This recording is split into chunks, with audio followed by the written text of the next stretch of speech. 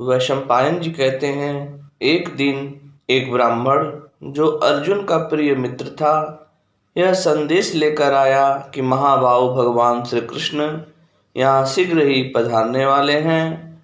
भगवान को यह मालूम हो चुका है कि आप लोग इस वन में आ गए हैं।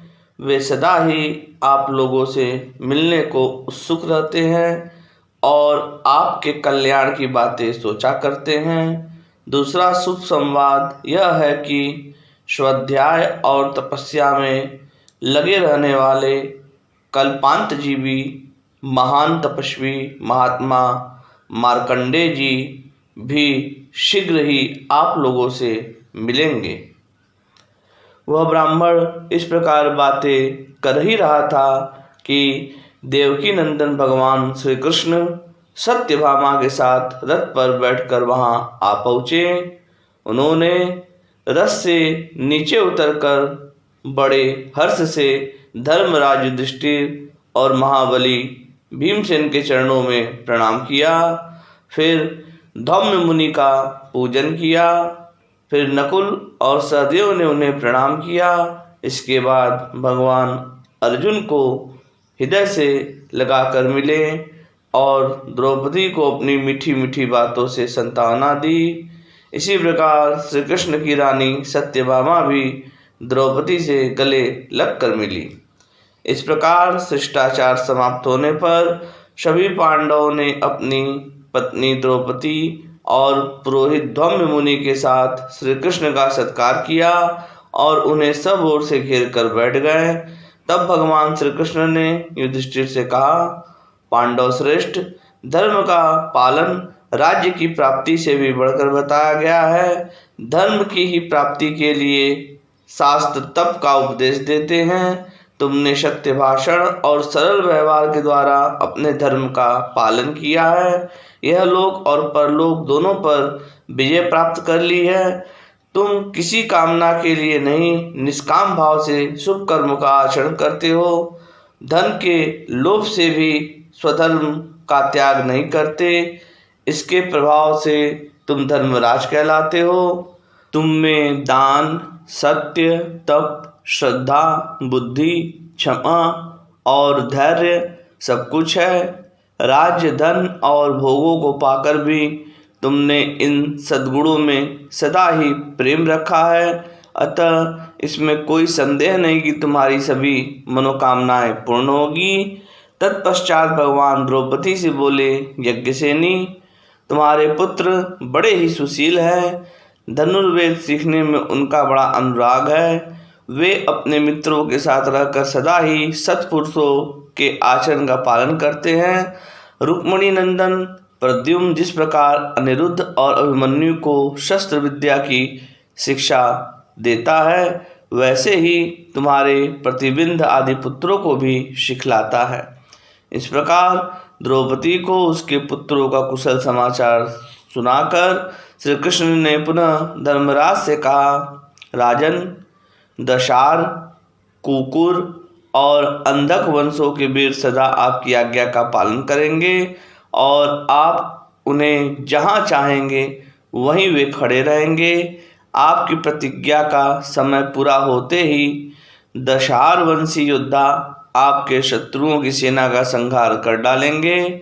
फिर आप सदा के लिए शोक रहित हो अपना राज्य प्राप्त कर हस्तिनापुर में प्रवेश करेंगे।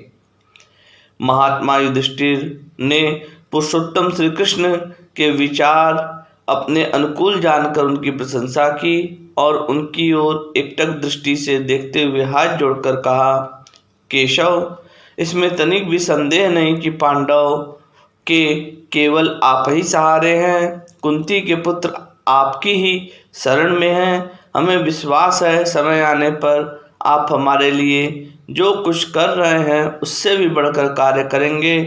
हम लोगों ने अपनी प्रतिज्ञा के अनुसार प्रायः 12 वर्ष का समय निर्जन वन में घूम फिर कर व्यतीत कर दिया। अब विधि पूर्वक अज्ञातवास की अवधि पूरी करके ये पांडव आपकी ही शरण लेंगे। इस प्रकार श्री कृष्ण और युधिष्ठिर जब बात कर रहे थे, उसी समय हजारों वर्षों की आयु वाले तपोवृद्ध महात्मा मार्कंडेय जी ने वहां दर्शन दिया। मार्कंडेय जी अजर अमर हैं। वे रूप और उदारता आदि गुणों से युक्त तथा सबसे वृद्ध, किंतु देखने में ऐसे जान पड़ते हैं मानो कोई 25 वर्ष का तरुण हो।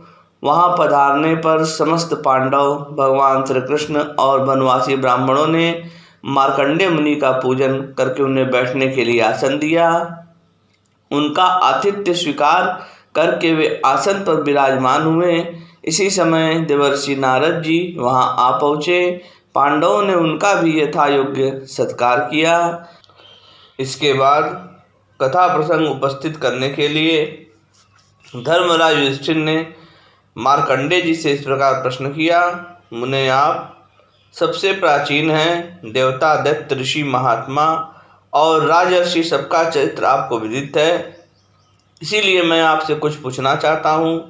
धर्म का पालन करने पर भी जब मैं अपने को सुखों से वंचित पाता हूँ और सदा दुराचार में ही लगे रहने वाले दुर्योधन आदि को सर्वथा ऐश्वर्यशाली देखता हूँ, तो मेरे मन में प्रायः यह प्रश्न उठा करता है कि पुरुष जिन शुभ अथवा अशुभ कर्मों का आचरण करता है उनका फल किस तरह भोगता है, और ईश्वर कर्मों का नियंता किस प्रकार होता है।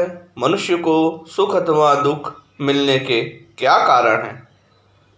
मार्कंडेय जी बोले, राजन, जो लोग इस लोक में योग साधना करते हैं, कठिन तपस्या में लगे होते हैं और स्वाध्याय में तत्पर रहते हैं तथा इस प्रकार जितेंद्रिय एवं अहिंसा परायण होकर जो अपने शरीर को दुर्बल कर देते हैं, उनके लिए इस लोक में सुख नहीं है।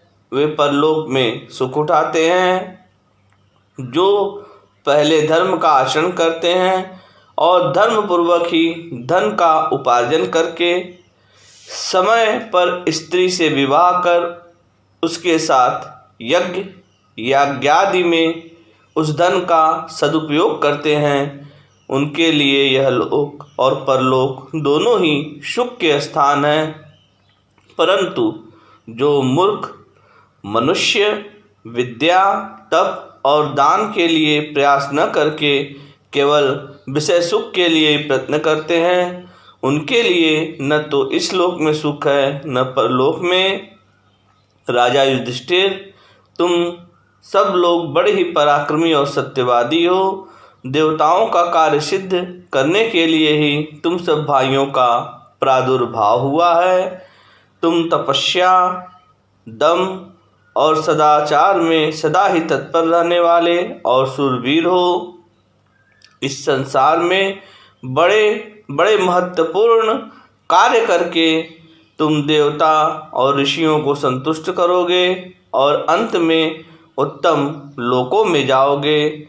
अपने इस वर्तमान कष्ट को देखकर तुम मन में किसी प्रकार की शंका न करो।